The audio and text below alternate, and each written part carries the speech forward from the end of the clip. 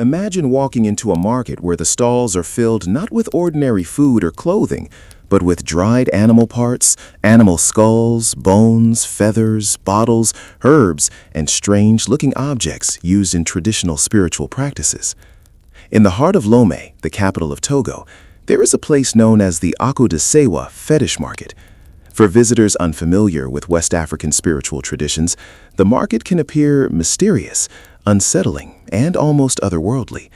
But behind its unusual appearance lies a much deeper history connected to the religious and cultural traditions of the region.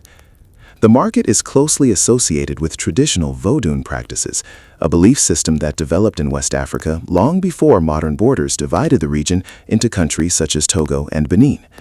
The word Vodun refers to a traditional spiritual system involving a complex relationship between humans, ancestors, spirits, and the natural world. Akodessewa became known internationally because of the unusual objects displayed by its vendors. Depending on the stall, visitors may see animal skulls, bones, skins, feathers, dried plants, shells, and other materials. Traditional practitioners may use particular objects in ceremonies, healing practices, protection rituals, or spiritual consultations. To someone seeing the market for the first time, the scene can be shocking. Rows of animal remains may sit beneath wooden shelters. Strange-looking bundles hang from walls. The smell of herbs, earth, and dried materials fills the air. Vendors explain the traditional uses of different objects to people who come seeking spiritual assistance. But calling the market simply a black magic market can give a misleading picture of what is actually taking place. Vodun is not simply a collection of frightening rituals. For many practitioners, it is a spiritual tradition involving healing, protection, community, ancestors, and relationships with supernatural forces. Its practices vary considerably between communities, families, and religious traditions. The history of Vodun is deeply connected to the cultures of the Gulf of Guinea. From this region, elements of West African spiritual traditions later traveled across the Atlantic through the forced migration of enslaved Africans. Over generations, related traditions developed in places such as Haiti, where Vodou became an important part of cultural and religious history. This means that a market in Lome is connected to a much larger story, one that stretches across continents and centuries. At Akodessewa, traditional practitioners may also consult visitors about personal problems. Someone might arrive seeking protection, help with illness, guidance about family difficulties, or assistance with other concerns.